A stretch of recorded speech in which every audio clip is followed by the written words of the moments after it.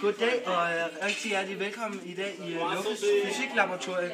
Det vi skal undersøge i dag, det er en gammel kendt fysiker, Laplace, og vi skal se om hans lov, Laplaces lov hedder den, F er lig B gange I gange L, om den passer, hvor F er kraften, B er den magnetiske induktion, I er strømstyrken og L er længden af en leder.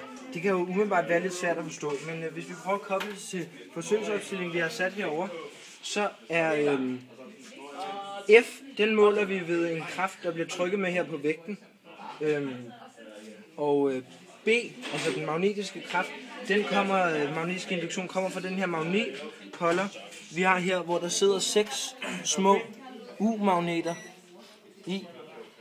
Strømstyrken, det er strømstyrken gennem de her ledninger, og også gennem den her leder, vi har sat ned i her,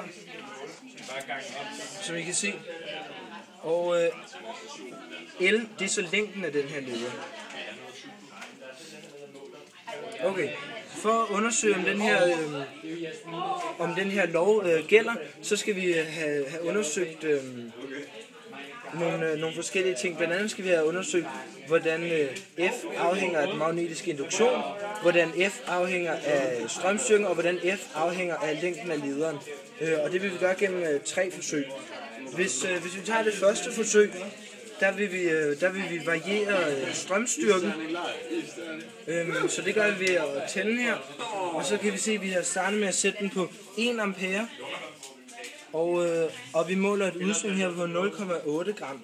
Så hvis vi prøver at skrue den op til 3 ampere, det er vigtigt, at man holder øje med amperemeteret herover i stedet for derovre, fordi den er noget mere præcis. Som I kan se, har vi nogle flere decimaler på. Det er veldig svært at få den til at ramme perfekt. Sådan. Hey. Det går nok lige ved. Sådan. Og her kan vi se, at vi har et større vægtudslag på 2,4 gram. Og hvis vi prøver at sætte det endnu mere op, til 5 ampere, men heller ikke mere end maks 5 ampere i det her forsøg, og ikke for længere gang. Hvis vi prøver at ramme der, så kan vi se 4 gram. Og hvis vi undersøger det her, så viser det sig faktisk, at der er en lineær sammenhæng mellem de her ting. Og et hældning på den her lineære graf, det er produktet af B og L. Så her har vi altså undersøgt, at den passer. Det vi så også kan undersøge nu, det er, at man kan skifte magneterne her, eller antallet af magneter. Så hvis vi fjerner nogle magneter, sådan der, og så sætter den på igen, så skal vi lige huske at nulstille vægten.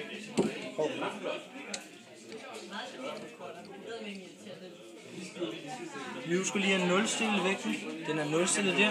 Så tænder vi og sætter den på måske 3 ampere igen.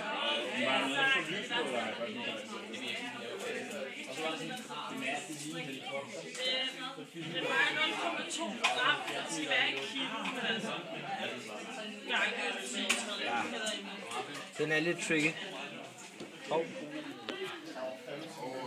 Sådan, lad os sige det er okay her.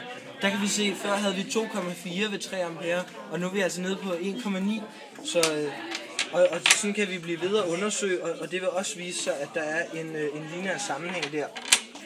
Den sidste ting, vi kan variere, det er længden af den her leder, der sidder her. Længden, det er det stykke hernede, vi måler på. Og der har vi flere forskellige ledere her, som man kan pille af. Sådan. Og så sætte en ny på.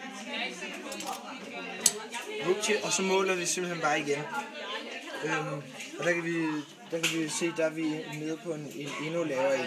Her, du vil lige skulle nulstille igen i dit forsøg, men det giver et fint billede af det.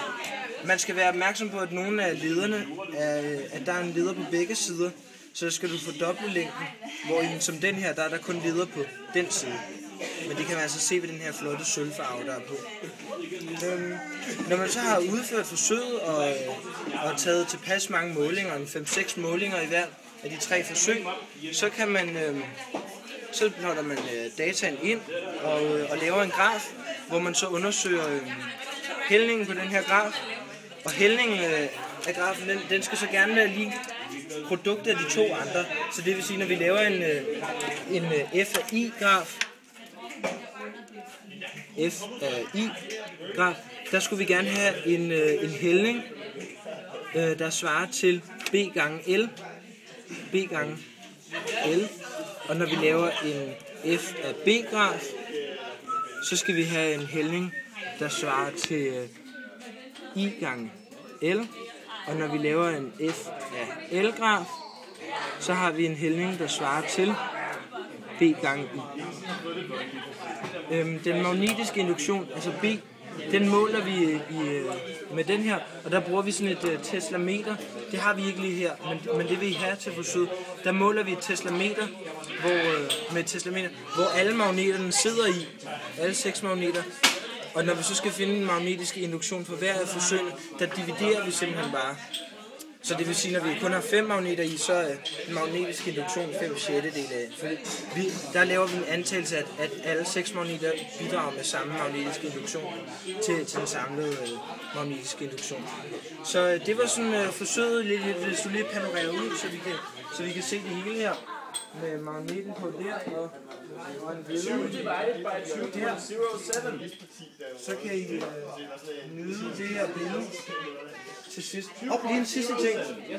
Hvis man får et negativt udslag på vægten her, i stedet for et positivt, så det kan I prøve at teste med lillefingerreglen. Den der med, hvor vi lægger håndfladen med højre håndflade, sådan som de magnetiske feltlinjer, der løber fra nord til sydpol, at de går igennem håndfladen. Og så har vi fingrene i strømmens retning. Det vil sige, hvis vi kigger herover, så vil det faktisk være... det vil være håndfladen indeni. Så vil det være sådan her. Wow, det er lidt svært. Og så vil vi have en magnetisk kraft, der går i lillefingerens retning. Så det vil sige, hvis I får en negativ retning, så kan I simpelthen bare vende magneten om, og så passer det. Ja, værsgo og tage et kig.